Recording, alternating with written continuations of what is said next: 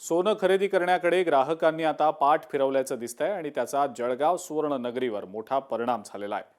जळगाव सुवर्णनगरीमधील उलाढाल काहीशी ठप्प पडलेली आहे. सुवर्णनगरीमध्ये ग्राहकांविना शुकशुकाट सध्या पाहायला मिळतोय. आमचे प्रतिनिधी सुमित देशमुख यांनी याचा आढावा घेतलाय, पाहूया. आपण आहोत जळगावच्या सराफा बाजारामध्ये. जर बघितलं तर पंतप्रधान नरेंद्र मोदी यांनी केलेल्या आव्हानानंतर कस्टम ड्युटीमध्ये 15% वाढ झालेली आहे आणि त्याचा फटका थेट सराफा बाजारावरती बसल्याचा पाहायला मिळत आहे. आपल्यासोबत सोने व्यापारी जे आहेत ते आपल्यासोबत जुडलेले आहेत. आपण थेट त्यांच्याशी संवाद साधूया. दादा, काय सांगणार? एकीकडे पंतप्रधान नरेंद्र मोदी यांनी आवाहन केलेलं आहे सोने खरेदी करू नका, दुसरीकडे कस्टम ड्युटी वाढलेली आहे, त्यामुळे कुठेतरी ग्राहकांनी पाठ फिरवल्याचं चित्र या ठिकाणी पाहायला मिळतंय. हो, नेहमी 3 दिवसांअगोदर असणारी जी ग्राहकांची वर्दळ होती, सध्या तरी आता लग्न सराईचा सीझन चालू आहे, त्यामुळे नेहमी जे सोन्याच्या दुकानांमध्ये नेहमी जे ग्राहकांची वर्दळ होती ती अचानक कुठंतरी बंद झाली.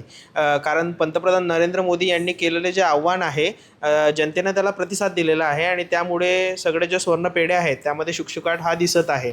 त्याचा थेट परिणाम जो आहे तो स्वर्ण व्यावसायिकांवर झाला आहे. त्याचबरोबर भावामध्ये जे असेल तर भावामध्ये आयात शुल्क वाढल्यामुळे त्याचा थेट परिणाम भावावर सुद्धा झालेला आहे, कारण भावामध्ये मोठ्या प्रमाणात वाढ झालेली आहे. असं मोदी साहेबांनी आवाहन केल्यानंतर की तुम्ही सोनं खरेदी करू नका आणि कस्टम ड्युटी ही वाढल्यामुळे रेटही वाढले. जे महिला वर्ग लग्न सराईमध्ये ज्या ऑनलाईन डिझाईन्स बघून जे ॲडव्हान्स बुकिंग करत होते, जे नवीन नवीन डिझाईनच्या ऑर्डर देत होत्या, त्या आता कुठेतरी बंद झाले. महिला वर्ग येणं म्हणजे नाहीच आहे, म्हणजे त्याचा परिणाम झालेला आहे सोन्या खरेदीवर. त्याच्यावर ज्या ठिकाणी ॲडव्हान्स बुकिंग करून या ठिकाणी वेगवेगळ्या डिझाईन बनवून घेत असलेल्या ग्राहक देखील आता दिसत नसल्याचं चित्र या सराफा बाजारात पाहायला मिळत आहे. तर याचा थेट परिणाम जळगावच्या या सराफा बाजारावरती पडल्याचं पाहायला मिळत आहे.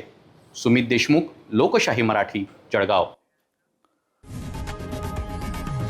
लोकशाही मराठी, ऐका, पहा, जागरूक रहा.